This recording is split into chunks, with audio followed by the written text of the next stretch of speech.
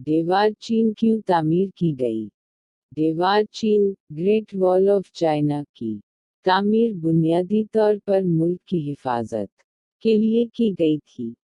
اس کے اہم مقاصد یہ تھے: شمالی قبائل سے دفاع، شمال کی طرف کے قبائل، خاص طور پر منگول اور دیگر خانہ بدوش قبیلے، اکثر چین پر حملے کرتے رہتے تھے۔ دیوار ان حملوں کو روکنے کے لیے ایک مضبوط دفاعی رکاوٹ تھی۔ سرحدوں کی حفاظت اور کنٹرول، دیوار کی مدد سے سرحدوں پر نگرانی اور کنٹرول آسان ہوا، تاکہ غیر ملکی داخلے یا غیر قانونی تجارت پر قابو پایا جا سکے۔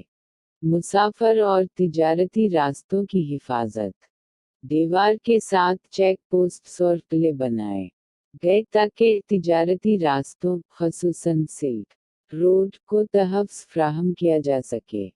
سیاسی طاقت اور علامتی اہمیت، دیوار ایک سیاسی اور فوجی طاقت کا نشان بھی تھی، جو دشمن کو دکھاتی تھی کہ چین مضبوط اور منظم ہے۔